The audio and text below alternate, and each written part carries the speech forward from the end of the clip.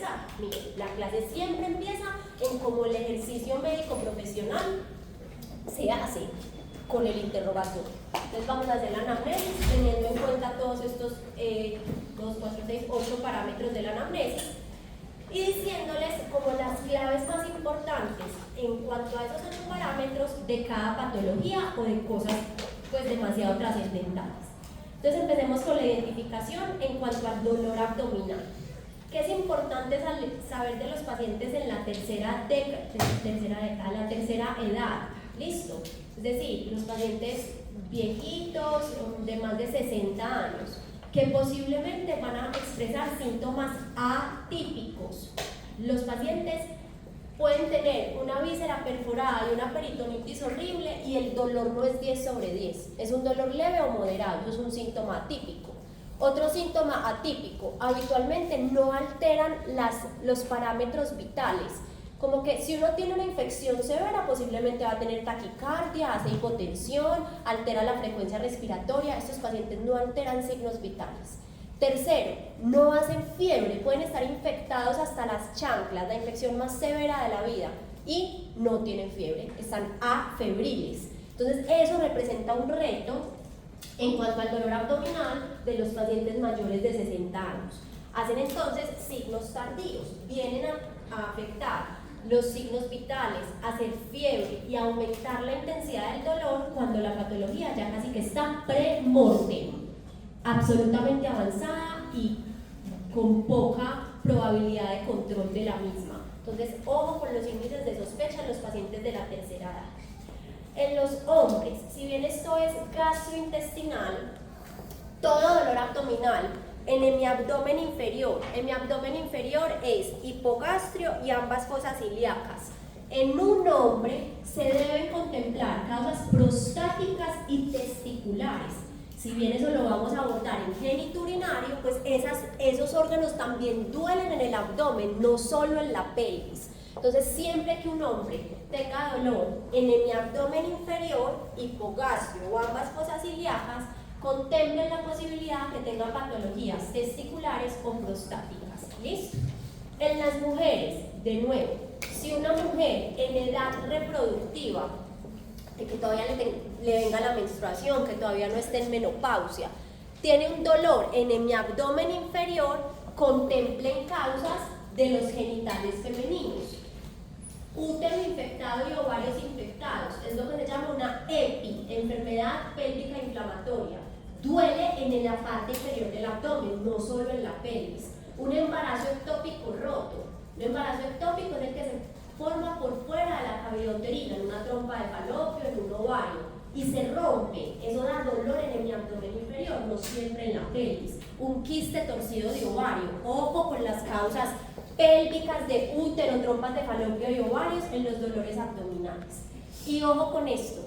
Toda mujer en edad reproductiva con un dolor en el abdomen inferior hay que hacerle una prueba de embarazo, prueba inmunológica de embarazo, siempre. Y es un punto de buena práctica clínica con toda la evidencia en la literatura.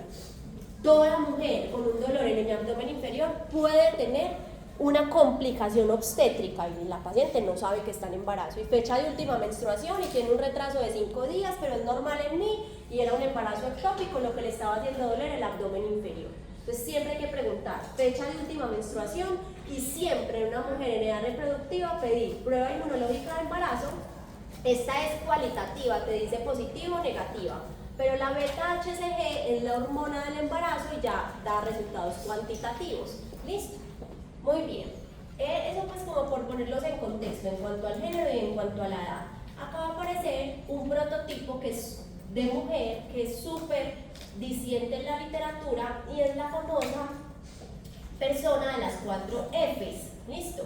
Female, 40, fértil, ¿cierto? Una mujer cuarentona, fértil y con sobrepeso u obesidad, FA, las 4 F. Estos son los factores de riesgo para hacer cálculos en la vesícula.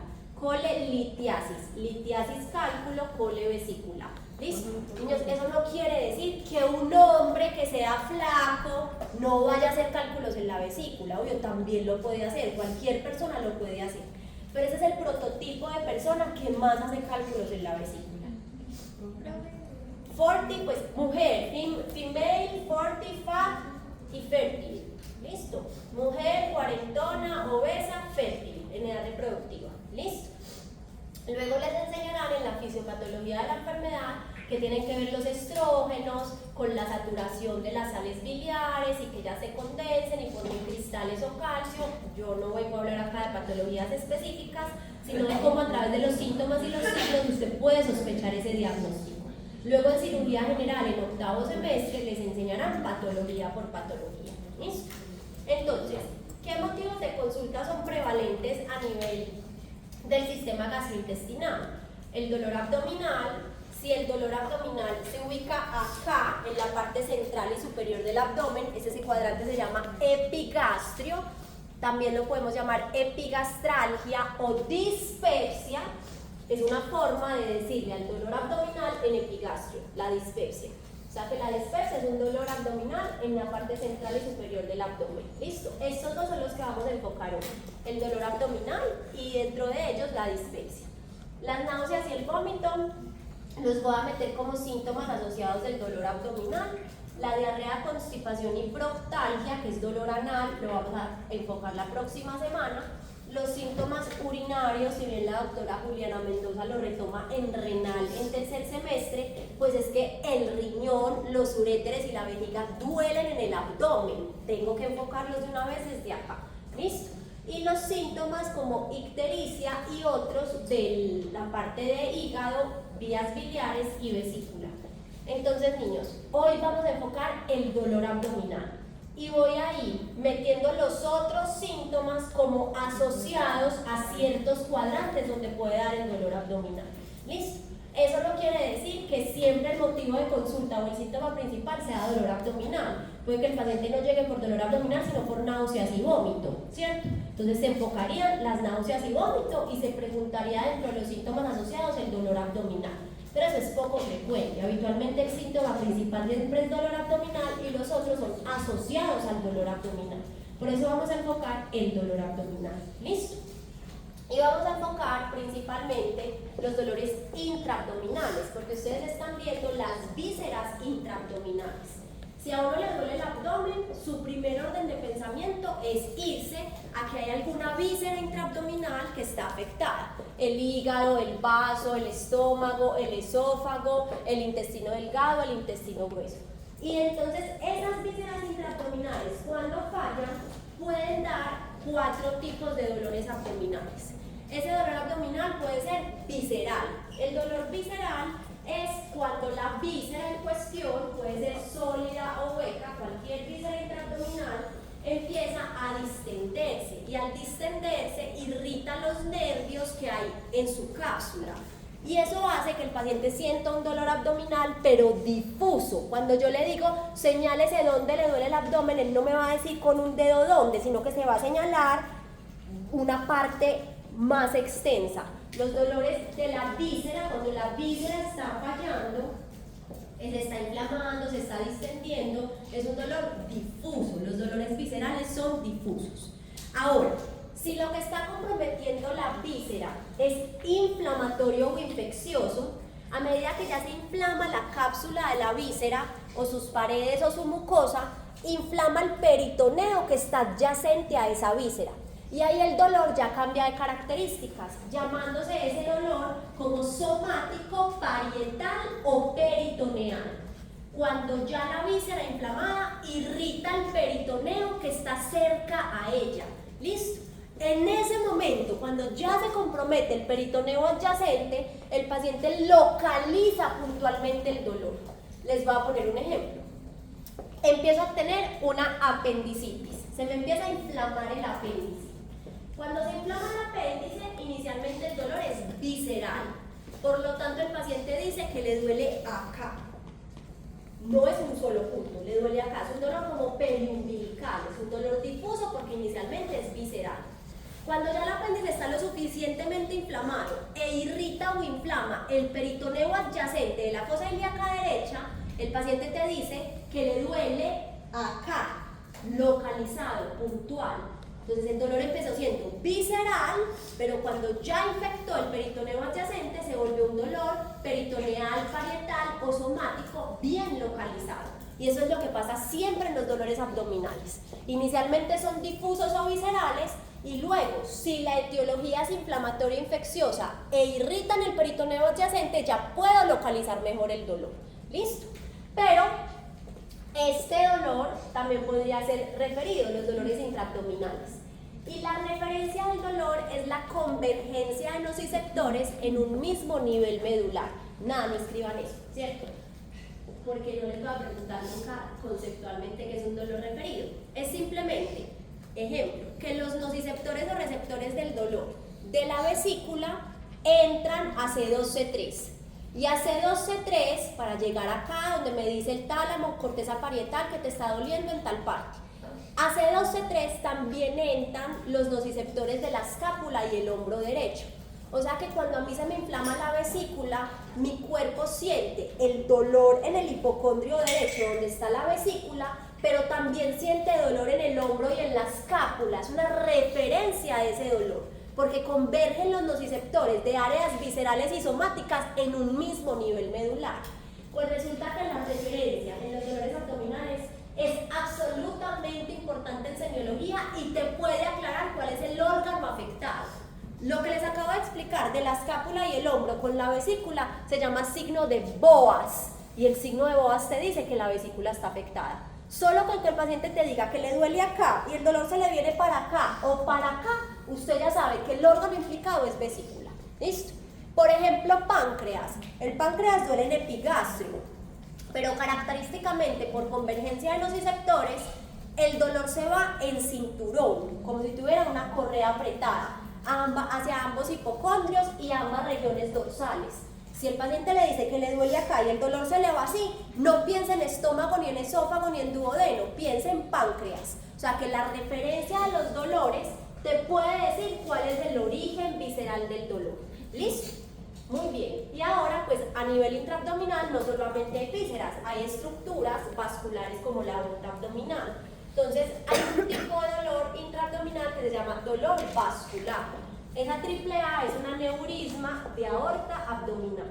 ¿Qué es un aneurisma de aorta abdominal? Una dilatación de la aorta abdominal que tiene inminencia de ruptura con un shock hemorrágico y un paciente in extremis o muerte ahí en la camilla, ¿cierto? Yo creo que nadie con un aneurisma roto de aorta ha vivido para contarlo. Los que se han salvado es porque han consultado antes de la ruptura del aneurisma, donde el cirujano vascular pues puede entrar y poner una endoprótesis, un estendo o algo y evitar que se rompa. ¿Listo? Entonces nos vamos a dedicar a estos dolores. El dolor de la víscera, el dolor de cuando ya se irrita el peritoneo, los dolores referidos que me apoyan los dolores viscerales y los dolores vasculares. Pero no podemos dejar de lado que todo lo que duele en el abdomen no siempre está dentro del abdomen. Y si bien no me voy a dedicar a ese tipo de patologías, dentro del enfoque del dolor abdominal usted tiene que tener en cuenta que si al paciente le duele el abdomen y usted ya descartó que todas estas vísceras están absolutamente sanas, empiece a buscar causas extraabdominales. Entonces, pues obvio, todo lo de pared abdominal, yo sé que se clasifica como extraabdominal, pero si está localmente acá, puede doler en la parte abdominal. Pero las que siguen son menos discientes y son muy importantes. En los niños hay una cosa que se llama peritonismo. ¿Qué es el peritonismo? Que las patologías respiratorias en ellos, una gripa, pues una rinofaringitis viral, una neumonía, le puede doler en el abdomen. ¿Listo? Por eso, neumonía adquirida en la comunidad es una causa de dolor abdominal. Obvio, va a tener síntomas respiratorios, pero puede que el niño tenga un dolor abdominal fuerte y todas las vísceras estén perfectas. Lo que le está produciendo ese dolor es la neumonía. ¿Listo? Eso se llama peritonismo. En los viejitos, sobre todo que hacen infarto, IAM es infarto agudo al miocardio, infartos del corazón, que hacen infartos del ventrículo derecho, les duele acá, dispepsia, como si tuvieran una gastritis. Y son esos típicos pacientes que consultan 1000 veces, les dan ranitidina, omeprazol y nadie se le ocurrió hacerle un electro y unas troponinas. Ojo, los infartos de ventrículo derecho duelen acá. semejan una gastritis, que ahorita les voy a decir que no lo deberíamos llamar gastritis. ¿Listo?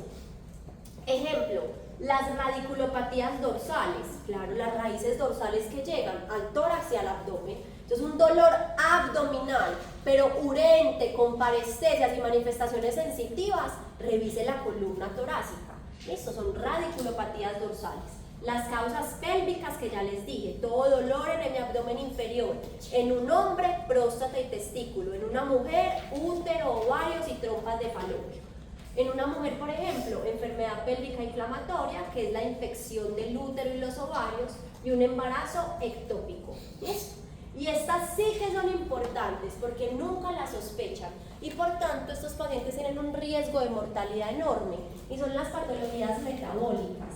Las descompensaciones de la diabetes mellitus, ya las vieron, cetoacidosis diabética, como estado hiperosmolar hiperglicémico.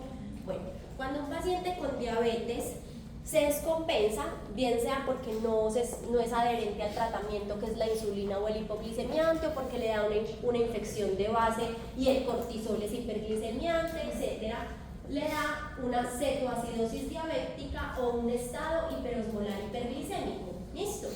Esos pacientes, sobre todo los de la cetoacidosis diabética, no lo veremos en endocrino,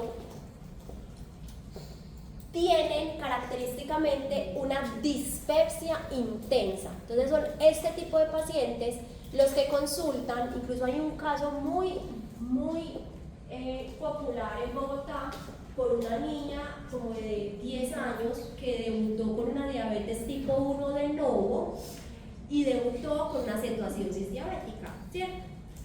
Fue a urgencias con un dolor acá, una dispepsia intensa 10 sobre 10 años. No tiene una gastritis, ranitidina venosa. Primera consulta, no mejoró. Segunda consulta, otra vez ranitidina y líquidos, no mejoró. Tercera consulta, se murió. ¿Listo? Niños, cetoacidosis diabética, sí, produce aliento a frutas o acetonas porque los cuerpos cetónicos están por las nubes y hay una acidosis metabólica exagerada. Produce muchas otras cosas endocrinas que luego la veremos, pero característicamente produce un dolor acá en el abdomen. ¿Listo? Por favor, ténganlo en cuenta. Los pacientes con falla renal aguda hacen uremia y las uremias producen dolor abdominal. Los pacientes con porfiria intermitente aguda, ¿ya vieron esta patología en bioquímica? Que faltan unas enzimas hepáticas, no, y se acumulan unos desechos del hígado, bueno, luego la verán.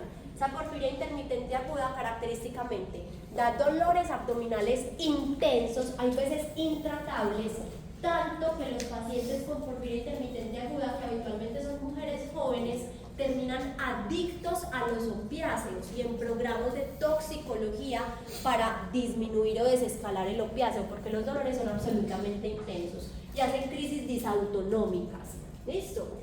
En los pacientes con saturnismo, que es la intoxicación por plomo, también debutan con dolores abdominales. Entonces, la idea es enfocar todos los dolores intraabdominales, pero no dejar de lado, no dejar de pensar que también hay cosas por fuera del abdomen que te dan dolores abdominales, incluso lo suficientemente intensos para poner en riesgo la vida del paciente.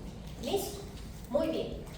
Entonces, los dolores abdominales no solo se clasifican como por su causa, causas intraabdominales o extraabdominales, sino por su urgencia. Y este concepto que va a aparecer a continuación es absolutamente importante. Si el dolor abdominal es algo que se tiene que resolver en las próximas horas, porque si no pone en riesgo la vida del paciente, se llama abdomen agudo y de acá en adelante todo el tiempo lo van a escuchar así. El paciente tiene un abdomen agudo, es decir, un dolor abdominal que empezó recientemente y que tengo que resolverlo en cuestión de horas porque si no el paciente se va a complicar o se va a morir. Esos abdómenes agudos pueden ser de causa quirúrgica, la mayoría una apendicitis, la única forma de solucionar ese dolor abdominal es sacando el apéndice. Una colecistitis, que es una infección de la vesícula, lo mismo, hay que sacar la vesícula. Entonces hay abdomen agudo quirúrgicos, pero también hay abdomen agudos médicos, que no siempre se resuelven operando al paciente.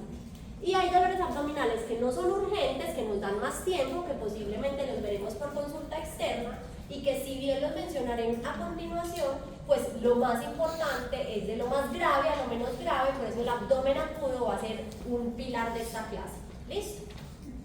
Ya llegó el paciente con dolor abdominal. Ya saben grande cómo se clasifica, intraabdominal, extraabdominal, urgente abdomen agudo, no urgente. Ahora, ¿qué le tengo que preguntar al paciente para saber el paciente que tiene? Porque el médico a lo que más debería apuntar es a un diagnóstico acertado. Si falla en el diagnóstico, falla en el tratamiento, en los paraclínicos que va a mandar, en el pronóstico, en el seguimiento, en los signos de alarma, las instrucciones y en todo lo de ahí a continuación. ¿Listo? Entonces, esto es el orden que vamos a seguir para hacer una enfermedad actual completa, para obtener las claves clínicas para sospechar un diagnóstico. ¿Listo? Si yo les fuera a hacer un mini CX de gastrointestinal, ese interrogatorio es el que usted tendría que hacer en ese orden. No hay mini CX todavía en cuarto semestre, ¿cierto? Muy bien. Empecemos entonces. El paciente llega con dolor abdominal. Lo primero es preguntarle, ¿es primera vez que usted tiene un dolor así? Ojo, siempre se les olvida esa pregunta y es una pregunta que enfoca impresionante el cuadro clínico. Si el paciente le dice, no, yo nunca había tenido episodios previos parecidos, entonces usted puede estar en dos escenarios. Una patología que solo tiene un único episodio en su vida, ejemplo, una apendicitis no repite, porque cuando usted le da le sacan el apéndice. Una colecistitis no repite, porque cuando usted le dan le sacan la vesícula. Una diverticulitis perforada, mentira, sí repite, porque puede ser del sigmoides o de otra parte del colon, ¿cierto? Pero, entonces, si no ha tenido cuadros previos, el paciente puede ser que tenga un cuadro que solo da una vez en la vida o que sea el primer episodio de dolor abdominal de algo que a futuro va a repetir, pero que no lo sabemos todavía. ¿Listo? Acá la clave es esta. Si el paciente te dice que sí, que ha tenido dolores abdominales previos parecidos al actual, bingo, piensa en patologías que son recurrentes y son contados en los dedos de las manos. ¿Listo? ¿Qué patologías recurren? Patologías donde hay un factor de riesgo que yo no puedo modificar. Ejemplo, los pacientes que formamos cálculos, bien sean renales, urolitiasis o en la vesícula, colelitiasis. Si usted forma un cálculo, tiene un montón de porcentaje o probabilidad de formar un segundo y de formar un tercero. O sea que si a mí ya me dio un cólico nefrítico, que es el dolor abdominal porque un cálculo obstruyó el uréter, yo tengo probabilidad de hacer otra vez otro cálculo y otra vez otro cálculo y otra vez otro cálculo. Por tanto, las urolitiasis y los dolores de las urolitiasis, que se llaman cólicos nefríticos, repiten, son recurrentes. Y uno llega sabiendo su diagnóstico, uno mismo le dice al doctor, es que este dolor ya lo he tenido 4 veces y es un cólico renal. ¿Listo? Igual que los cálculos en la vesícula. Se supone que las colelitiasis, los cálculos en la vesícula, sintomáticos, es decir, que dan cólicos biliares, ahorita les explico cómo es un cólico biliar, deberían operarse, no es una urgencia, pero ambulatoriamente la deberían programar para sacarle la vesícula. ¿Por qué? Porque el riesgo es que un calculito de esos se quede atrapado en el conducto cístico y al obstruirse infecte la vesícula, produce una colecistitis y eso es una emergencia quirúrgica y pone en riesgo la vida del paciente. Pero hay muchos pacientes, por el sistema actual de salud, por la EPS, que les dio el primer cólico biliar, no le sacaron la vesícula, la siguiente fin de semana comió sancochito con grasa. Cuando usted come grasa, la bilis debe salir para ayudar a hacer la digestión de las grasas, se mueven los cálculos, otro cólico biliar y otro cólico biliar. Listo, o sea que esos pacientes ya reconocen su dolor. Listo. ¿Qué otros cuadros recurren? Las diverticulitis. ¿Qué es una diverticulitis? Es una infección de un divertículo. ¿Ya saben qué es un divertículo? No. El colon tiene capas histológicas, pues que luego las verán con la doctora María Patricia. Si en alguna parte del colon falta una de esas capas, la pared en ese lugar queda más delgada. Y si yo aumento la presión intracolónica, porque el paciente es constipado, porque come poca fibra, porque tiene un tránsito intestinal lento, porque no toma suficiente agua, porque el peristaltismo no es adecuado, porque no hace ejercicio, el aumento en la presión intracolónica en esas zonas de debilidad de la pared abomban la pared. Le saca una bombita a la pared del colon, eso es un divertículo. Es lo que llamamos diverticulosis. Y las diverticulosis son asintomáticas. Los pacientes que están formando divertículos en el colon no saben que tienen divertículos. ¿Por qué? Porque es asintomática. Presencia de divertículos en el colon se llama diverticulosis y es asintomática. Pero resulta que si yo tengo divertículos en el colon, yo los puedo enfermar.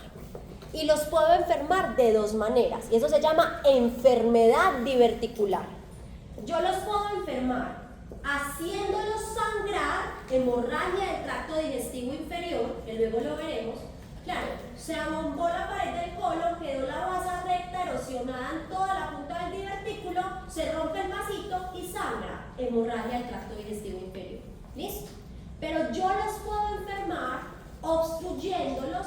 Meto un pedazo de materia fecal al divertículo y en medicina hay un proceso fisiopatológico que siempre ocurre. Todo lo que se obstruye se inflama y luego se infecta. Apréndanselo de memoria porque eso siempre sucede así.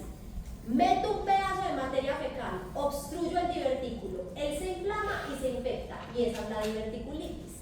Entonces yo parto de una condición asintomática que se llama diverticulosis, pero esos divertículos los puedo enfermar de dos maneras: haciéndolos sangrar, hemorragia del tracto digestivo inferior, y obstruyéndolos e infectándolos, diverticulitis. Por tanto, niños, hay pacientes que tienen varias diverticulitis en el tiempo. ¿Por qué? Porque tienen una diverticulosis. ¿Y cómo hago yo si el paciente tiene un montón de divertículos en todo el colon para sacarle todo el colon? Eso es inviable, es un factor de riesgo que yo no puedo modificar. Y va a estar el paciente de diverticulitis en diverticulitis. Si no, aumenta el consumo de fibra, el consumo de agua, hace ejercicio, mejora las deposiciones y mejora la consistencia de su materia fecal. ¿Listo?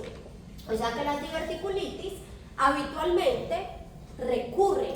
¿Por qué? Porque tiene diverticulosis. ¿Listo? Los divertículos que más se infectan son los del colon izquierdo, el sigmoides.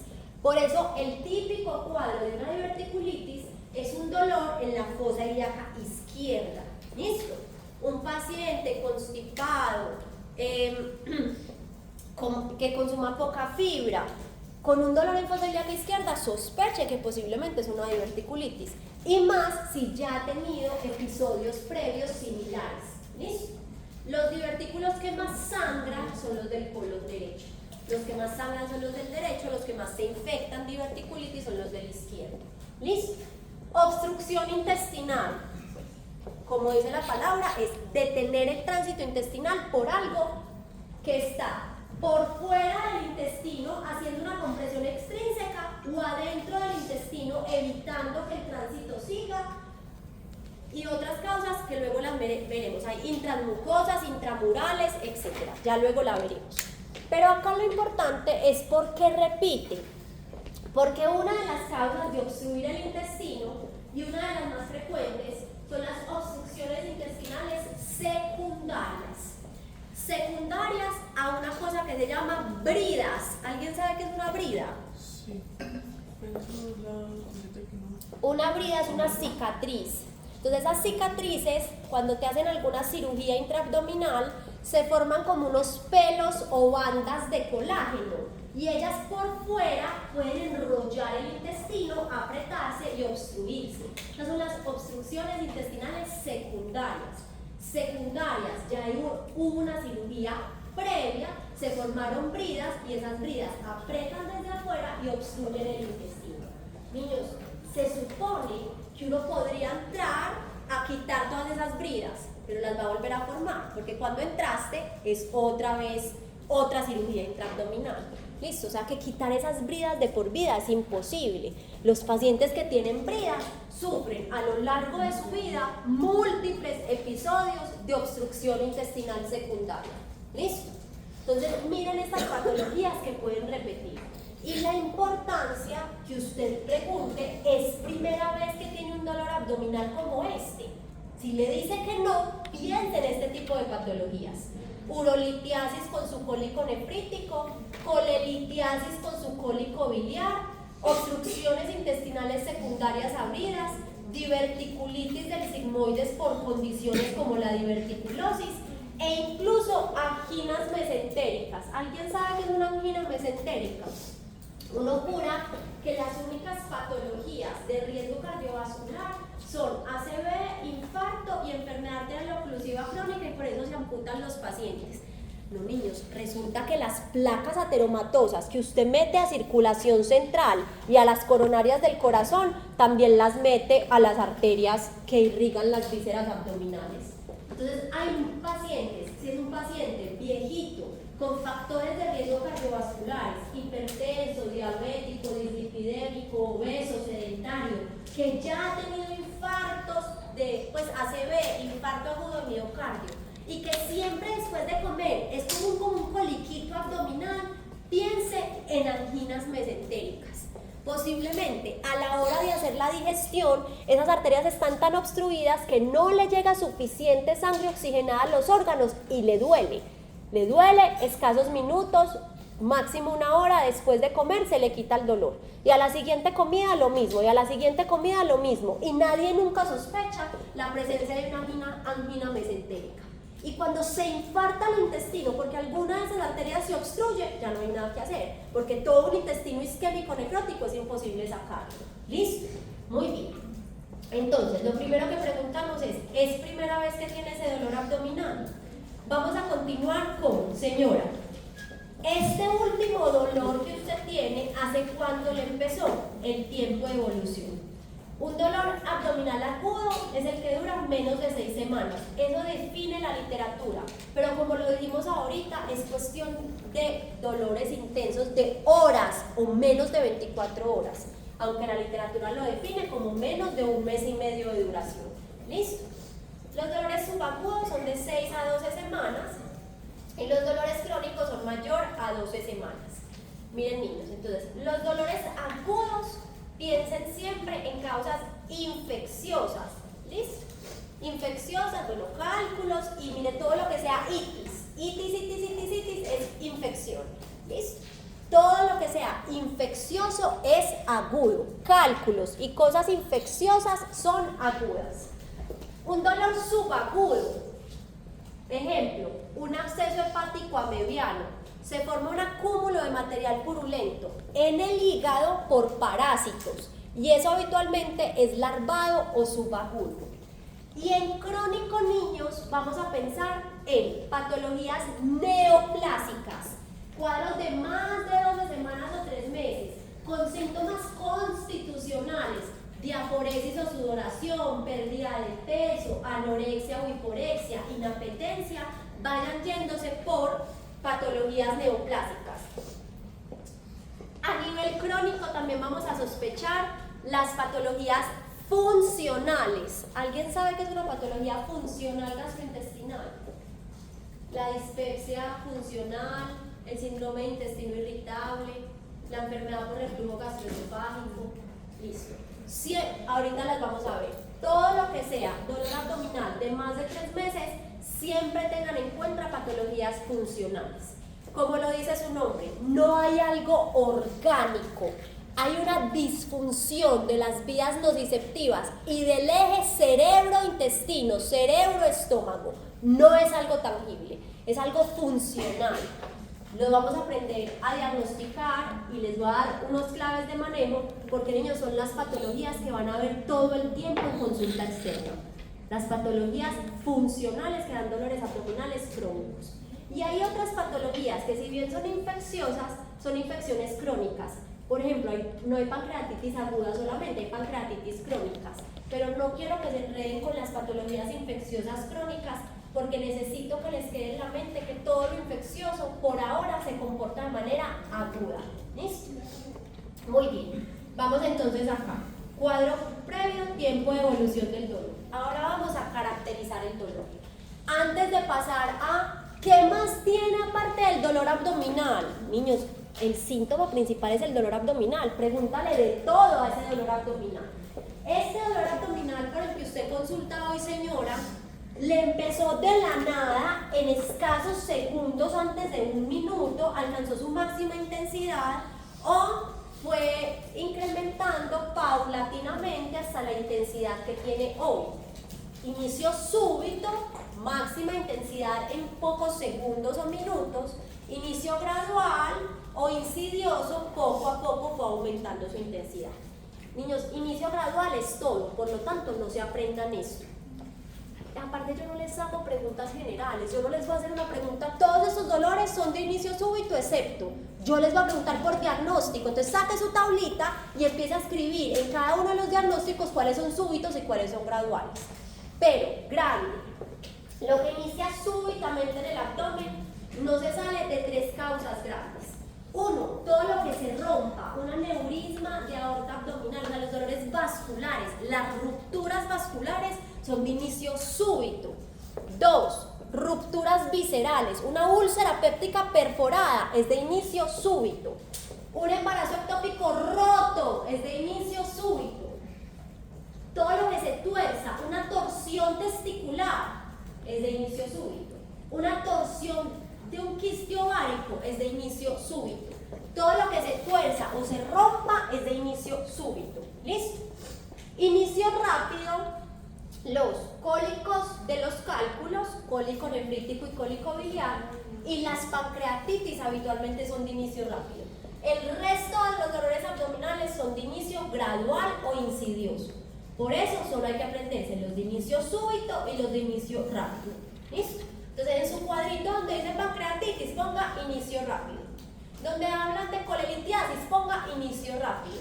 Donde les hablo de úlcera péptica perforada pongan inicio súbito. Yo les voy a preguntar por diagnóstico. Tiene que tener claro todas las características de ese diagnóstico. Muy bien. Luego antes de preguntarle el inicio del dolor voy a preguntarle la temporalidad. ¿Qué es temporalidad? ¿Cómo se comporta en el tiempo de evolución ese dolor? Si ese dolor empezó hace 15 días, esos 15 días ha tenido dolor día y noche o le da y se le quita, le da y se le quita. Eso es temporalidad. En todos los días de evolución del cuadro, ¿cómo se ha comportado ese dolor? Si el dolor es día y noche y nunca se quita, se llama temporalidad constante. Es un dolor continuo. Ejemplo, todas las patologías que producen itis o infección son continuas. Yo no me infecto y me desinfecto, me infecto y me desinfecto, yo me infecto y cada vez me infecto más. ¿Listo? Temporalidad constante. Y temporalidad episódica es, tuve dolor 24 horas, se me quitó 3 días, me volvió a dar un episodio de dolor de 12 horas, se me quitó 2 días, me volvió a dar. Me da el cuadro, se me quita, o sea, tiene periodos de crisis, remisión. Remisión es libre de síntomas. Crisis, síntomas, remisión, asintomático, crisis, síntomas, remisión, asintomático. ¿Listo? ¿Qué se comporta de manera episódica? Los cálculos. El cálculo se mueve, tome su dolor. Se queda quietecito, le deja de doler.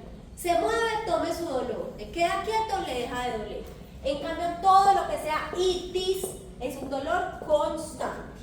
¿Listo? Muy bien, ahí les puse algunos ejemplos, pero es grande lo que les acabo de decir. Después entonces de la temporalidad, vamos con lo más importante del dolor abdominal. Señora, señáleme por favor dónde le duele el abdomen. Si la paciente está en un periodo de dolor visceral, va a ser una localización difusa. Si está en un periodo de dolor peritoneal, parietal o somático, va a ser específica en la localización del dolor. Pero para localizar el dolor hay una nomenclatura que todos deben conocer y es en las que escribimos las historias clínicas. Primero es delimitar qué es el abdomen. Entonces, el abdomen está debajo del apéndice sifoides en la raya horizontal superior y sobre la sínfisis púbica en la raya horizontal inferior. ¿Listo? Eso es el abdomen.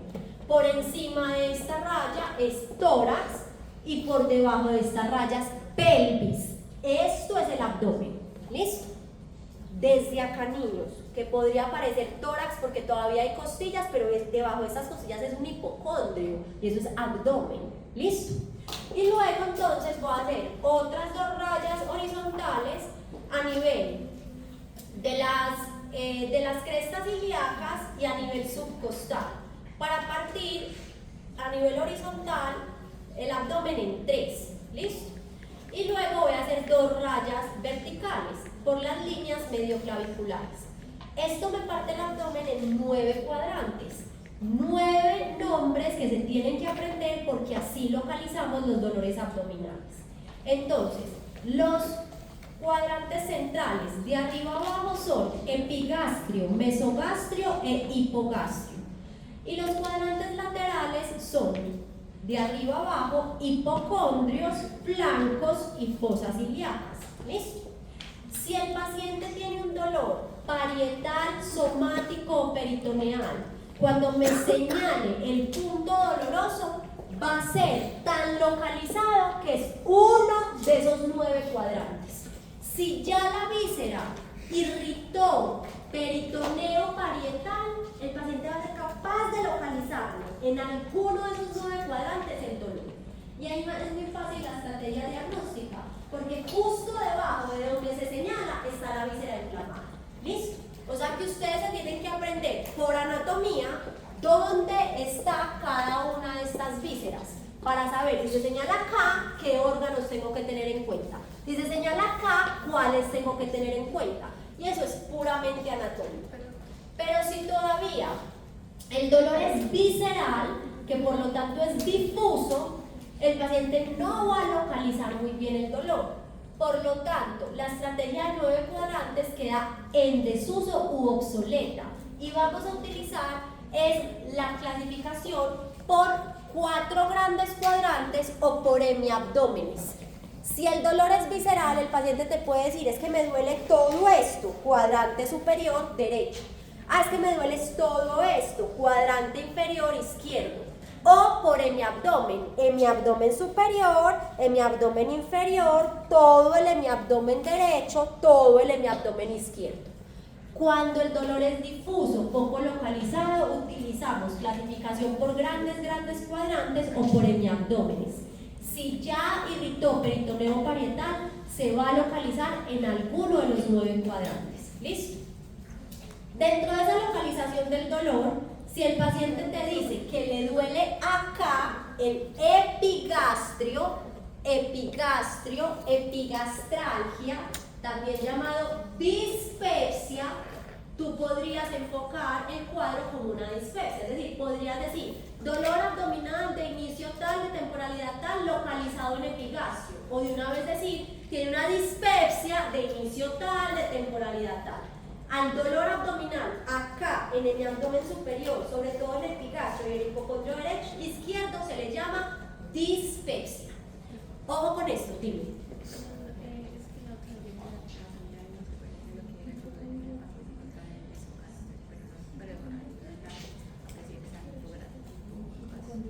Sí, el intestino delgado es más periumbilical, ¿cierto? Pero no importa, apréndanselos como está en anatomía. Listo, no hay ningún problema. Listo. Si el paciente tiene una dispepsia, entonces dispepsia es el dolor en epigastrio y o hipocondrio izquierdo. Sinónimo, epigastralgia. Sinónimo para muchos libros, disconfort en mi abdomen superior. Ojo con esto. Si bien las vísceras de hipocondrio derecho, la vesícula, te pueden dar dispepsia, el dolor en hipocondrio derecho no es una dispepsia. Es decir, si a mí se me inflama la vesícula, colecistitis, o yo tengo cálculos en la vesícula, colelitiasis, cuando a mí me da el cólico biliar, a mí me puede doler en hipocondrio derecho, y eso se llama dolor en hipocondrio derecho. O ese cólico biliar me puede dar dolor en epigastrio, y eso se llamaría una dispepsia. O sea, un cólico biliar puede doler en hipocondrio derecho o puede doler en epigastrio en forma de dispepsia. ¿Listo? Las vísceras de hipocondrio derecho te pueden dar dispepsia. Pueden dar dolor en epigastrio. Los dolores en hipocondrio derecho no se llaman dispepsia. ¿Listo? Muy bien. Cuando yo tengo una dispepsia, por ubicación de los órganos, por anatomía, ¿qué te puede doler acá? Estómago, esófago, vesícula, así sea un órgano de hipocondrio derecho. Generalmente duele en el epigastrio, por lo tanto da dispepsia. Entonces, niños, eso es lo que vamos a aprender a hacer. De acuerdo a la localización del dolor, el paciente ya me dijo que le dolía acá. Si ahí puede doler estas tres, pensando en caballos antes que en cebras, pero miren esta tabla. Todos esos son causas de dolor en epigastrio. Doctor, entonces, ¿yo cómo sé que no es páncreas, sino que es esófago, que no es estómago, sino que es vesícula, que podría ser duodeno, pero podría ser otra cosa? Listo. Tenemos que completar toda la enfermedad actual con la referencia y otras características para ir llenando claves de un diagnóstico y no del otro. ¿Listo? Entonces, si a mí me duele la boca del estómago, como dice la gente, tengo una dispepsia, y yo estoy sospechando que la dispepsia es porque el estómago está fallando, la enfermedad se llama enfermedad acidopéptica. Entonces, tienen que dejar de llamarlo gastritis. No es una gastritis. La gastritis es un diagnóstico de endoscopia. Cuando yo meto una cámara y veo que la mucosa gástrica está roja, eritematosa, con puntos hemorrágicos. Si a mí me duele acá y yo sospecho por síntomas asociados gástricos de que le está doliendo acá porque el estómago está fallando, mi nombre clínico de esa patología es enfermedad acidopéptica.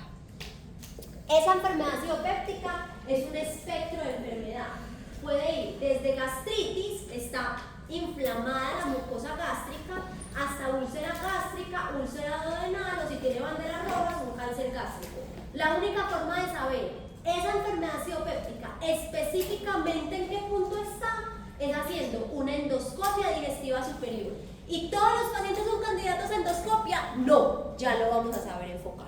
¿Listo?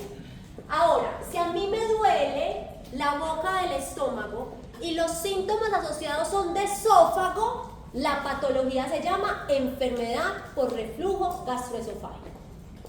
Si a mí me duele la boca del estómago y los síntomas asociados son de vesícula, posiblemente lo que tiene es una colelitiasis, cálculos en la vesícula. O sea que, niños, los síntomas asociados te ayudan enormemente a enfocar la causa del dolor abdominal. Ojo con esto, porque todavía hay médicos graduados ejerciéndose un montón de años que piensan que la enfermedad acidopéptica y la enfermedad por reflujo gastroesofágico son lo mismo. No, una enferma el estómago y el otro enferma el esófago. ¿Pudieran coincidir en la misma persona? Sí, pero no son un espectro de la misma patología. La enfermedad acidopéptica es del estómago y la enfermedad por reflujo gastroesofágico es del esófago. ¿Listo? Muy bien, continuemos. Vamos en la localización del dolor. Si esta parte de migración del dolor hace parte de la localización, es como una característica adicional. Si el paciente, cuando le inició el cuadro, tenía el dolor en alguna zona del abdomen y el dolor desaparece allí para luego aparecer en otra zona, a eso se le llama migración del dolor. ¿Y cuál es la patología que más hace migración del dolor? Semiológicamente hablando, la apendicitis. Cuando el apéndice se empieza a inflamar, da un dolor visceral. Por lo tanto, el dolor inicial del paciente es periumbilical difuso. Tengo una molestia acá, difuso a nivel periumbilical. Pero a medida que van pasando las horas, más o menos a las 6 o a las 8 horas, que el apéndice se inflama más e irrita o inflama el peritoneo adyacente de la fosa ilíaca derecha, el dolor desaparece a nivel periumbilical para aparecer localizadamente en la fosa ilíaca derecha. Migró el dolor de nivel periumbilical a la fosa ilíaca derecha. O sea que migración del dolor lo deben escribir en el cuadrito de apendicitis. ¿Listo? Yo voy en el orden de toda una consulta médica, pero van a ir apareciendo un montón de diagnósticos. Ustedes se deben aprender diagnóstico por diagnóstico. ¿Listo? Muy bien. Vamos entonces acá. Tú vas hasta acá. Inicio, temporalidad, localización. Aquí explicamos dispepsia y explicamos migración del dolor. Ahora vamos con el tipo de dolor. El tipo de dolor es cómo se comporta la intensidad durante el episodio doloroso.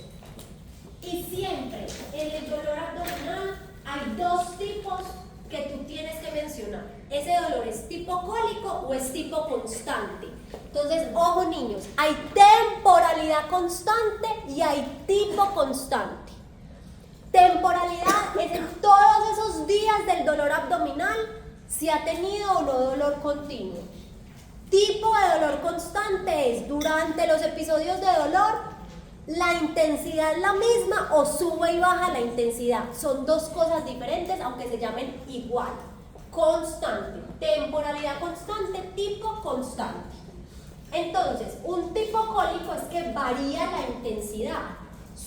Yo puedo tener un cuadro de temporalidad constante, pero tipo cólico. Todos los días, durante estos 15 días, día y noche he tenido dolor, pero no es la misma intensidad. Me sube, me baja, me sube, me baja, me sube, me baja. Nunca se me ha quitado, por eso no es temporalidad episódica.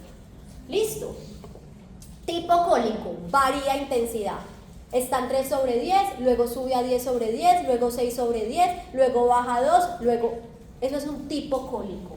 Y es característico de los dolores de víscera hueca. Suben y bajan en intensidad.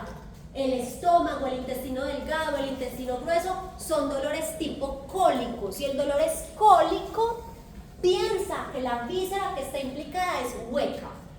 Y desde la semiología te dicen algo más. Por ejemplo, los aumentos de la intensidad en los dolores de intestino delgado son más espaciados, son más cortos. Perdón, ejemplo, yo tengo algo en el intestino delgado. Tengo un dolor 3 sobre 10. A los 2 minutos me sube a 10 sobre 10. A los 2 minutos vuelve y me baja a 3. Cada 2 o 3 minutos va variando la intensidad, son cortos. En cambio, los cólicos del intestino grueso son espaciados. Me da el dolor 9 sobre 10. Luego me baja a 3 sobre 10 y a la media hora vuelve y me sube. Son más espaciados los incrementos de la intensidad. En cambio, en el intestino delgado son más cortos los incrementos de la intensidad. ¿Listo? El dolor constante todo el tiempo está en la misma intensidad y tiende a subir en intensidad. Son increciendo o progresivos. Nunca bajan de intensidad. Doctora, yo empecé en 3 sobre 10, 4, 5, 6, 10 y desde hace 3 días tengo el dolor en 10 sobre 10. ¿Listo? Son de intensidad continua, increciendo progresiva. Y ahí la semiología te dice que pienses en una víscera sólida o en una etiología infecciosa. Si ya hay infección, yo no me infecto, me desinfecto, me infecto, me desinfecto. No. Si ya hay infección, la intensidad del dolor es continua e increciendo. ¿Listo? Entonces miren que todo esto les empieza a dar claves. Siempre en un dolor abdominal debo clasificarlo como tipo cólico o tipo constante. Pero además, si el dolor es una dispepsia, no solo menciono si es cólico o constante, sino si es urente o punzante. En la dispepsia, el dolor urente me indica que es estómago o esófago lo afectado, enfermedad ciopéptica o enfermedad por el flujo gastroesofágico. En una dispepsia, un dolor como lechuza, tipo punzante, me indica que el páncreas es lo que está afectado. Urente, esófago, estómago. Punzante, páncreas. Entonces, si ustedes abren el cuadrito donde dice pancreatitis, ¿qué hemos visto de pancreatitis? Que el inicio es rápido, que la localización es en epigastrio, que la intensidad, no la hemos visto, pero es severa, 10 sobre 10, ya la vamos a ver. Que es una víscera sólida, o sea que es tipo constante, punzante. Eso es lo que necesito que usted se grabe de cada patología. Yo a medida que voy avanzando les voy a ir mencionando todo de todos los órganos. Usted lo tiene que empezar a separar por diagnóstico. ¿Listo? Muy bien. Vamos entonces acá.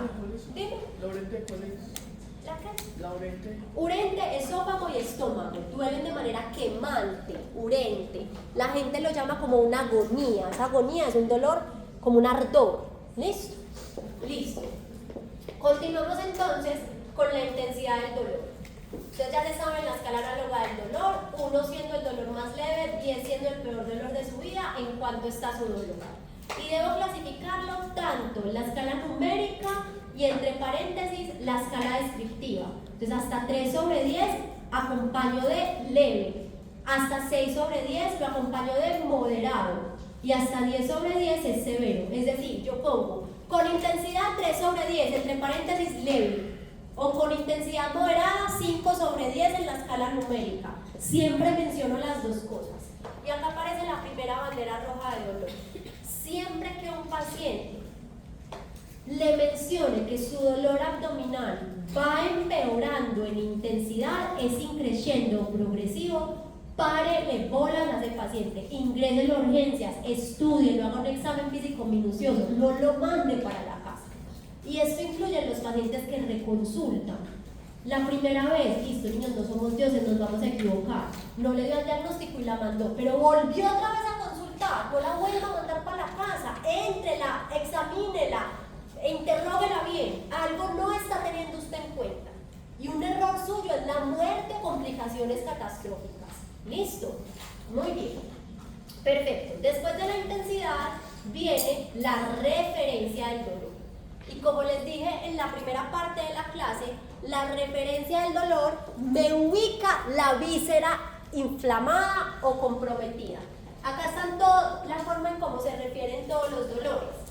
Ya saben que es una convergencia de nociceptores de la víscera que está inflamada hacia la estructura somática que comparte el mismo dolor medular. No tienen que aprenderse eso. Vamos a hacerlo práctico. Entonces, si ustedes tienen un dolor, como muestra el cuadrito de allá arriba, en mi abdomen superior, epigastrio o hipocondrios, las referencias que tienen que tener en cuenta son las siguientes. Si el dolor es en hipocondrio derecho y aparte del dolor acá, también siente dolor acá o acá, es lo que se llama el signo de Boas y piensa en patologías de hígado o vesícula. ¿Listo?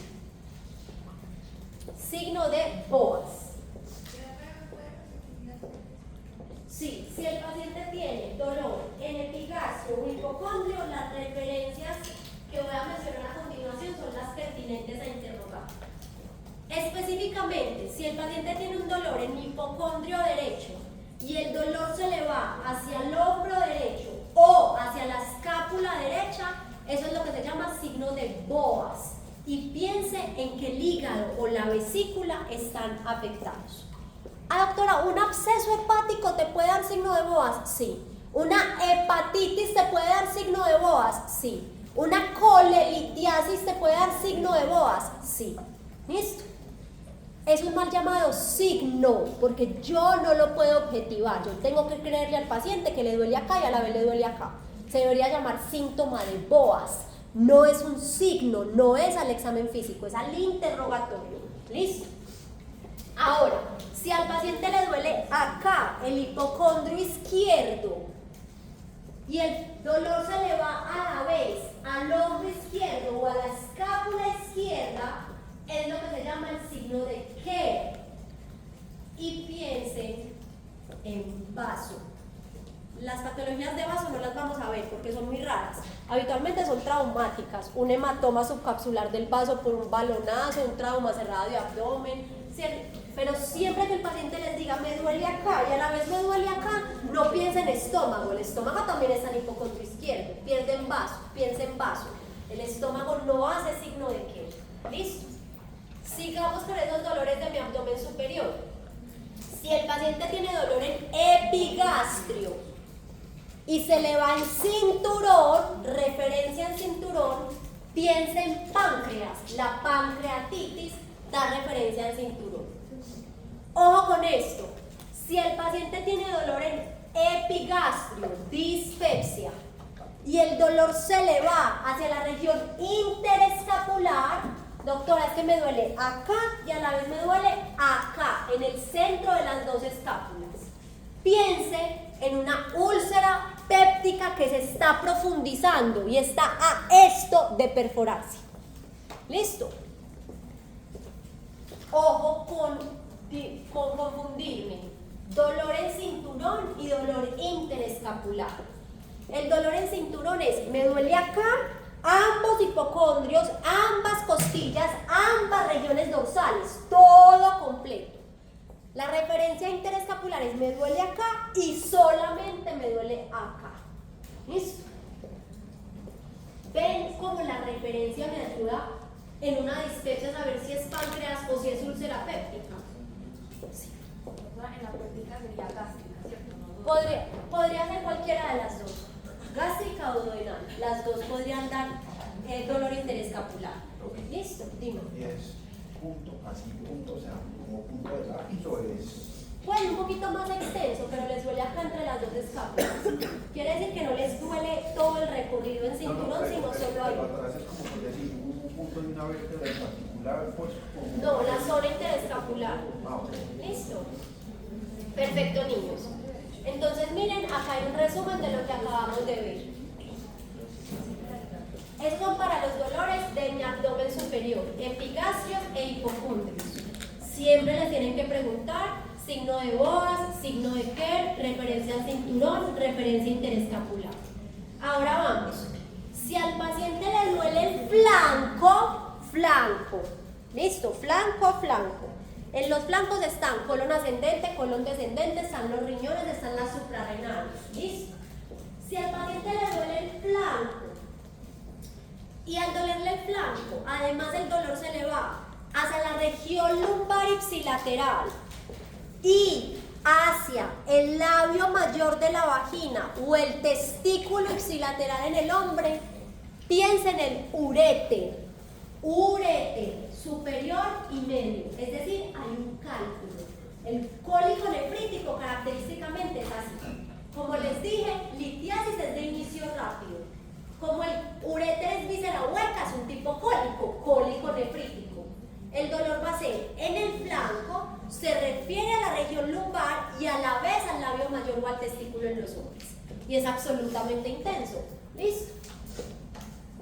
Ahora, ejemplo, si es un dolor en el flanco, pero es del colon, característicamente el dolor se va hacia la zona lumbar baja o el sacro. Piense en colon. Y ambos son dolores en el flanco. Entonces miren cómo la referencia me ayuda a saber si eso es intestino grueso o si es uréter. ¿Listo? Muy bien. Ahora, si el dolor es en mi abdomen inferior, hipogastrio y fosas ilíacas, de nuevo, pregunte, yo tengo un dolor en fosa ilíaca y se me va hacia el labio mayor de la vagina o hacia el testículo, es el uréter inferior. ¿Listo? O yo tengo un dolor en una fosa ilíaca, ejemplo, sigmoides, una diverticulitis del sigmoides, fosa ilíaca izquierda y se le va hacia el sacro, piense en intestino. ¿Listo? Los dolores de útero, de próstata y de sigmoides se refieren al sacro. Es un chuzo en el hueso sacro, es una referencia al sacro. ¿Listo? Estos son los que tienen que tener en cuenta en los dolores de flanco y dolores de mi abdomen inferior. Las referencias, niños, les da una ayuda muy grande, una clave muy grande de la víscera inflamada. ¿Listo? ¿Preguntas? Todo eso es lo que yo espero que usted capte en el examen.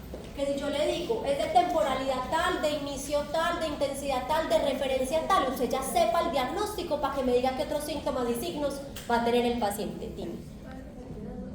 Sí, entonces, si el dolor es en mi abdomen inferior, en una mujer en mi abdomen inferior sería intestino, útero, ovarios, trompas y uréter. Entonces, si el dolor es en mi abdomen inferior, en alguna fosa ilíaca, y en la mujer se va hacia el labio mayor ipsilateral, o en el hombre hacia el testículo ipsilateral, piensa en uréter inferior. O sea, de nuevo, urolitiasis, cálculos en el uréter. ¿Listo? Y si el dolor es en hipogastrio o en fosas ilíacas, pero se va hacia el sacro, piensen en sigmoides, por ejemplo, dolor en fosa ilíaca izquierda y se va hacia el sacro, diverticulitis del sigmoides. O dolor en el hipogastrio y se va hacia el sacro, útero. ¿Listo? útero e intestino se van hacia el sacro. Bueno, y próstata en los hombres. Útero, próstata, intestino grueso se van hacia el sacro del dolor. Listo. Perfecto. Listo, niños. Vamos acá, en referencia. Ahora, vamos a terminar las características del síntoma principal con los atenuantes y los exacerbantes. Atenuantes, que calma el dolor. A todos los pacientes, independiente del diagnóstico que usted sospeche, le va a preguntar si ha tomado algún medicamento para ese dolor y si se lo ha calmado o no. Ah, doctora, yo tomé acetaminofén 500 miligramos cada 12 horas por una semana y eso no me mejoró. Eso lo debo poner ahí.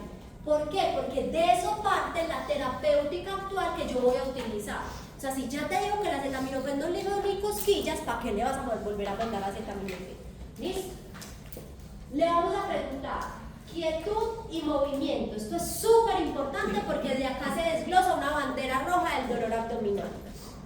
Si el paciente, el dolor se le calma en la quietud y en el movimiento empeora, el dolor es peritoneal. O sea, yo estoy completamente quieto, incluso con respiración suave, y a mí me está doliendo poquito. Pero yo empiezo a aumentar la respiración hace vibrar el peritoneo. Caminar hace vibrar el peritoneo. Ese dolor es peritoneal. Algo ya irritó el peritoneo parietal. ¿Listo? En cambio, si el dolor se calma con el movimiento, es visceral. ¿Listo? Estoy en el caso de ciertas posturas que alivian el dolor, eso se considera quietud o movimiento. Ah, bueno, posturas específicas ya las vamos a ver, que son estas a continuación. ¿Cierto? No, simplemente si es una postura estática no es ni quietud ni movimiento, es una postura en especial. Entonces, por ejemplo, las pancreatitis mejoran con la inclinación hacia adelante. Los pacientes se ponen en posición fetal y eso hace que mejore el dolor. ¿Listo? Por ejemplo, los pacientes con síndrome de intestino irritable, que ya luego vamos a ver cuáles son esos criterios del intestino irritable, el dolor mejora cuando hace popó o expulsa flatos. Podría empeorar, pero habitualmente mejora. Incluso esa mejoría hace parte de los criterios Roma 4, que son los criterios como diagnosticamos el síndrome de intestino irritable. Bueno, niños, el síndrome de intestino irritable es una de las primeras patologías de dolores funcionales, que por definición son crónicos. Un síndrome de intestino irritable se diagnostica por medio de los criterios Roma 4. Es una entidad funcional, no le sirve ninguna colonoscopia ni ningún examen porque no hay nada orgánico que explique el dolor. Un síndrome de intestino irritable es un dolor abdominal crónico, o sea, mayor a 3 meses. Aunque no es constante, es episódico, le da, se le quita, le da, se le quita. Pero debe tener una duración por lo menos superior a 3 meses. Sin dolor abdominal crónico, niños, no hay síndrome de intestino irritable. Esta es la clave principal para diagnosticar un síndrome de intestino irritable. Pero debe cumplir con 2 de las siguientes 3 características. Aparte del dolor abdominal, debe tener 2 de las siguientes 3.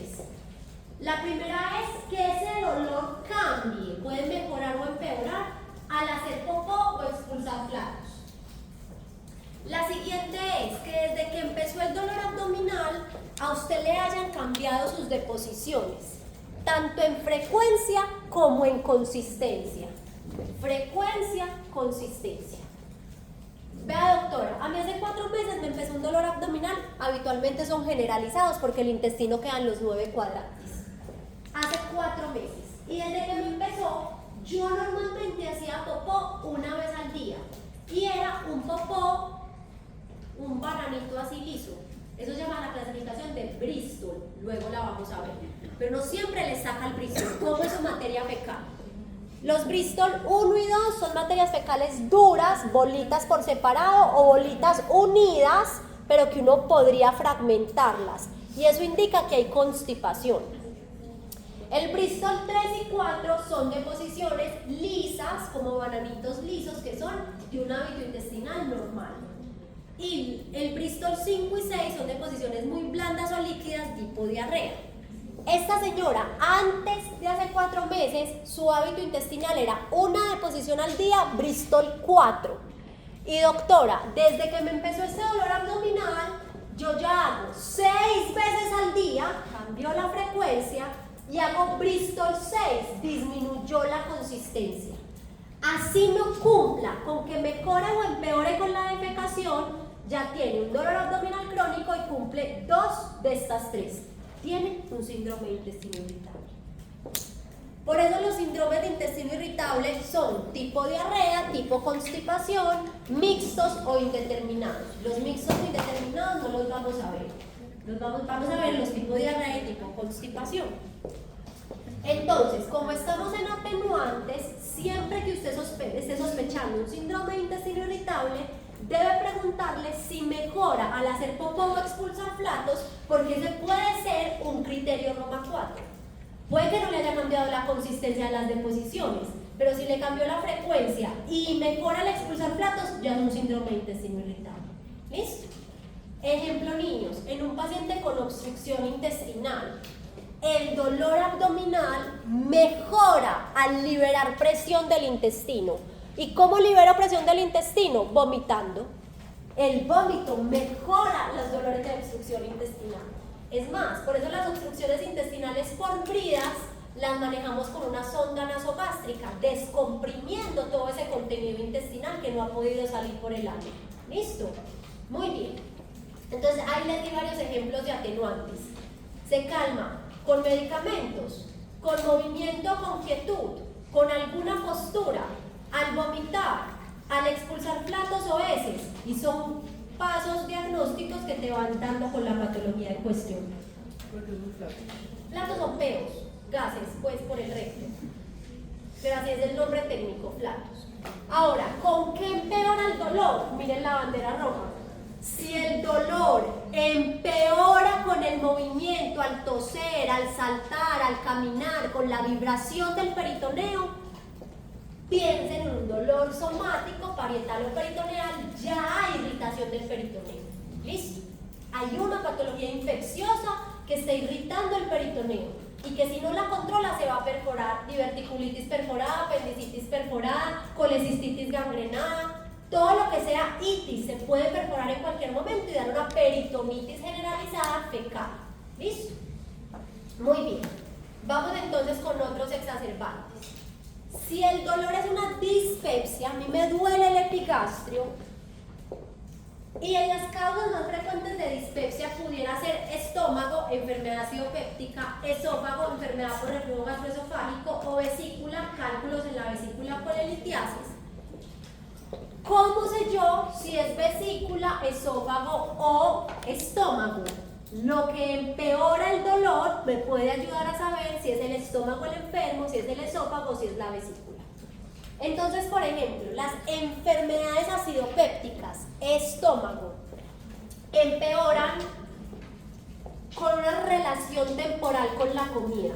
Ojo, si el dolor o la dispepsia urente, tipo cólico, te da más con periodos de ayuno prolongados, eso te lleva a pensar que en el espectro de enfermedad acidopéptica posiblemente pudiera tener una gastritis. Las gastritis empeoran con el ayuno prolongado. A sospechar, porque el diagnóstico de gastritis y de úlcera son de endoscopia digestiva superior. ¿Listo? Si usted tiene una dispepsia, como tiene síntomas gástricos asociados, usted sospecha que es una enfermedad acidopéptica, pero el dolor empeora, inmediatamente usted come, piense en una úlcera gástrica. Niños, acá siempre, ya lo he hablado con Carlos Aníbal, porque fisiológicamente los libros de Carlos Aníbal dicen que es todo lo contrario, que no deberían empeorar cuando comen, pero clínicamente sí. Entonces no hemos podido llegar a un consenso. Clínicamente, si tú tienes una úlcera, una herida en el estómago y tú comes y la comida se pega a esa úlcera, por fricción va a doler. Posiblemente por fisiología de todos los ácidos que eso se genera o que no se genera, no. Pero cuando se pega la comida a la úlcera, come, por eso duele. Por eso en una úlcera gástrica el dolor empeora, inmediatamente se come. En cambio, en una úlcera duodenal, El dolor empeora en el periodo postprandial tardío, 2 a 3 horas después de comer, cuando toda la comida y el bolo alimenticio llega al intestino delgado y se pega a la úlcera. ¿Listo? ¿Qué otras cosas empeoran un dolor del estómago? Los cítricos, los condimentos, AINES, ibuprofeno, naproxeno, diclofenaco, todo lo que me bloquee la COX y me disminuya las prostaglandinas protectoras gástricas, me genera, no solo me empeora la enfermedad ciatopéptica, sino que genera, es un agente causal. La mayoría de pacientes con artritis reumatoidea por consumo crónico de ibuprofeno, naproxeno, diclofenaco hacen úlceras gástricas. ¿Listo? Y el estrés y el alcohol. ¿Listo? Esos son los exacerbantes de las enfermedades acidopépticas. El café, las bebidas oscuras porque son absolutamente ácidas. ¿Listo? ¿Qué empeora los dolores del esófago? Quedar muy lleno. Lo primero que uno le dice a un paciente con enfermedad por reflujo gastroesofágico es: coma en pequeñas porciones, evite quedar muy lleno. Claro, si usted come mucho, aumenta la presión intragástrica y si tiene un cardias incompetente, se le devuelve la comida. ¿Listo? Alimentos como la menta y el chicle empeoran ese dolor. Medicamentos que me alteran el tono del esfínter cardial, el carbonato de litio, la morfina. El decúbito supino, acostarse totalmente acostado, valga la redundancia, empeora la enfermedad por reflujo. Por eso a estos pacientes uno les dice, que su última comida sea a las 5 de la tarde, para que se esté acostando a las 7, 8 de la noche. Debe esperar 2 o 3 horas desde el momento de que comió hasta el momento que se va a acostar. 2, debe poner 2 ladrillos en el espaldar de la cama. Debe dormir así, inclinado, semisentado. ¿Listo? De las cosas que más evidencia tienen que mejora el reflujo gastroesofágico es bajar de peso, el aumento del perímetro abdominal más te aumenta la presión intragástrica y más hace regurgitar los alimentos, y dejar de fumar es lo que más impacto tiene en la enfermedad por reflujo gastroesofágico. ¿Y qué empeora los cálculos en la vesícula? No la formación, usted ya formó los cálculos en la vesícula. Los cálculos en la vesícula pueden estar asintomáticos. Si no se mueven, eso no tiene por qué doler. Muchos acá pueden tener colelitiasis asintomáticas. ¿Pero qué los hace doler? A muchas personas cuando comen grasa, como la bilis tiene que salir a hacer esa digestión, mueve los cálculos y ahí es que les da el cólico biliar. ¿Listo?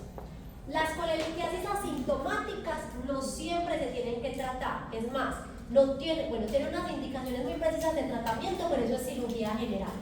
Pero las colelitiasis sintomáticas, las que producen cólicos biliares, siempre se tienen que tratar. ¿Y cuál es el tratamiento, niños? Una colelab, colecistectomía laparoscópica, sacar la vesícula de manera ambulatoria. ¿Listo? Muy bien, ahí está. Otros exacerbantes, entonces miren, en la colelitiasis, comer grasa. Hasta el 50% de los pacientes con cálculos en la vesícula, las grasas les inducen los cólicos biliares. ¿Listo? Las pancreatitis. Una gran cantidad de pacientes con pancreatitis, el episodio empieza después de comer o después de consumir alcohol. En los síndromes de intestino irritable, algunos se empeoran al expulsar platos o al hacer popó. No siempre mejoran, pueden empeorar. Y eso hace parte de los criterios Roma 4. ¿Listo? Y acá les pongo otros. Por ejemplo, ¿qué más empeora un síndrome de intestino irritable? Una dieta alta en FODMAPs.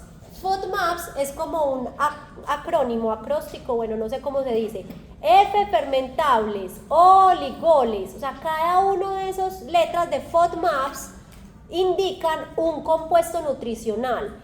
Y se ha demostrado en la literatura que esos alimentos que fermentan, que tienen oligoles, tienden a empeorar los síndromes de intestino irritable. Grande para la vida.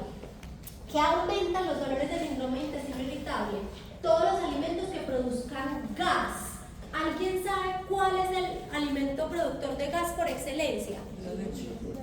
La cebolla. Es de lo que más produce gas. coliflor, brócoli, pimentón también. ¿Listo? 2. Los alimentos con cáscara o semilla, a algunos les irrita más el intestino, ¿cierto? Entonces, ¿puedo comer tomate? Sí, sin la cáscara y sin las semillitas. Obvio, no a todos los pacientes los empeora lo mismo. Los frijoles, las lentejas, todo lo que tenga cáscara o semillas.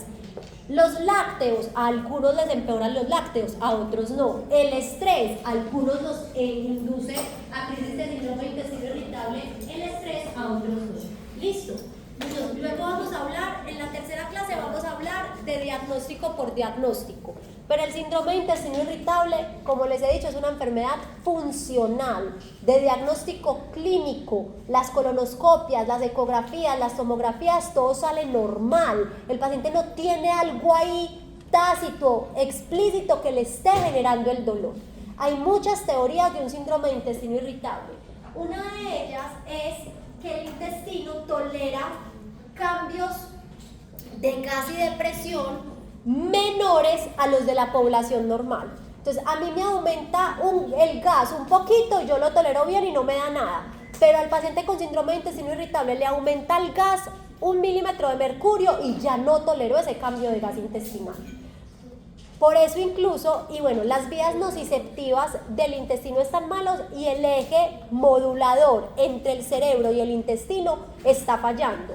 Por eso cuando uno trata un síndrome de intestino irritable, dentro del tratamiento crónico los antidepresivos aparecen. ¿Por qué? Por la red de modulación descendente. Entonces, en un síndrome de intestino irritable tipo diarrea, yo le doy amitriptilina, porque la amitriptilina, que es un antidepresivo tricíclico, como efecto secundario constipa. Entonces, yo a la vez estaría tratando las heces. En un síndrome de intestino irritable tipo constipación, yo le doy fluoxetina, que tiene que ver con la serotonina, y a la vez puede producir diarrea, entonces puedo mejorar secundariamente las heces. ¿Quién acá le han sospechado un síndrome de intestino irritable?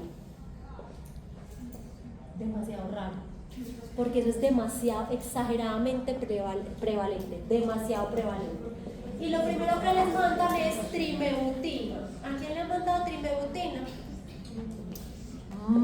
Pésima decisión, porque la trimebutina tiene evidencia en contra, no sirve para absolutamente nada. Los dolores agudos en el síndrome de intestino irritable se tratan con bromuro de pinaverio o tilonio o cápsulas de menta. La buscapina y la trimebutina están mandadas a recoger. ¿Listo? Por ejemplo, para la constipación les dan bisacodilo, evidencia débil a favor, ¿cierto? Utilice polietilenglicol. Entonces, eso luego lo vamos a ver, pero tiene mucho que ver con la fisiopatología de la enfermedad. ¿Listo? Bueno, estos los vemos en el urinario. Ya vamos terminando y luego vamos al desencadenante del dolor. Entonces, si usted tiene una dispepsia con síntomas gástricos, donde sospecha enfermedad ciopéptica, gastritis, úlcera péptica gástrica o duodenal, siempre tiene que preguntar si el paciente consume crónicamente AINES, antiinflamatorios no esteroideos que bloquean la COX, COX-1, COX-2, ibuprofeno, diclofenaco, naproxeno, meloxicam, celecoxib, bueno, etc. O esteroides, prednisona, prednisolona, hidrocortisona, todo estos bloquean la COX y al bloquear la COX disminuyen las prostaglandinas protectoras gástricas. ¿Listo? Si está sometido a mucho estrés, si fue que tuvo una quemadura extensa recientemente, eso está implicado con úlceras, si el paciente consume tabaco, altera la cicatrización de las heridas, etc. ¿Listo? Luego les voy a explicar el agente más importante, se los han mencionado, el Helicobacter pylori.